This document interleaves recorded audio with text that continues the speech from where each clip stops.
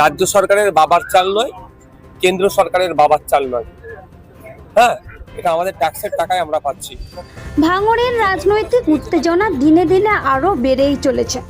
এবার নতুন করে শোরগোল পড়েছে চালঘর আর সরকারি প্রকল্প নিয়ে। তৃণমূলের এক নেতা প্রকাশ্যে হুঁশিয়ারি দিয়ে অভিযোগ তুলেছেন, মানুষ রাজ্য সরকারের চাল খাচ্ছে, রাজ্য সরকারের দেওয়া ঘরে থাকছে, অথচ সেই মানুষকে ব্যবহার না করে নওশাদ সিদ্দিকীকে ভাঙড়ে এনে প্রচার করা হচ্ছে। সঙ্গে সঙ্গে পাল্টা জবাব নওশাদ সিদ্দিকীর।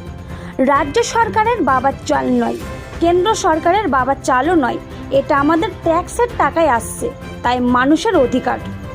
এখানেই থেমে থাকেননি নওশাদ, আবারও কড়া ভাষায় তৃণমূলকে আক্রমণ করে বলেন, যে প্রকল্পগুলো চলছে তার জন্য মোদি তার 2 বিঘা জমি বেচে টাকা দেয়নি, মমতাও টালির চালা টালি বিক্রি করে টাকা দেয়নি, এমনই বার্তা দিলেন নওশাদ।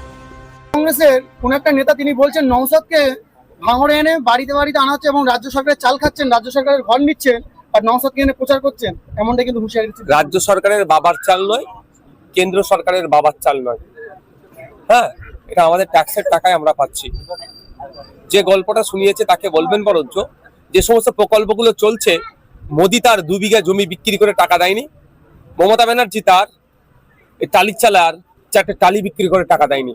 গল্প শোনাতে বারণ করবেন, বরঞ্চ বলতে বলবেন যে প্রকল্পগুলো আসছে সেগুলো থেকে বরঞ্চ যে টাকাগুলো তোমরা লুট করছো, দুর্নীতি করছো, জনগণের ট্যাক্সের টাকা দুর্নীতি করছো, গল্প শোনাচ্ছে। এই ঔদ্ধত্যতার জবাব ভাঙড়ের মানুষ দেবে, রাজ্যের মানুষ দেবে। তিনি একটা দাবি করছে যে ট্যাক্স কত টাকা ট্যাক্স দেয়। কে টাকা কার কথা বলছে? তৃণমূল কংগ্রেসের একটা নেতা তিনি বলছেন যে ট্যাক্স কত টাকা আমরা দেওয়া হয়, রাজ্য সরকার নিজের গাড়িতে দিচ্ছে। রাজ্য কোথা থেকে পাবে? রাজ্য সরকার ও টাকা চাপানো মেশিন আছে নাকি রাজ্য সরকারের?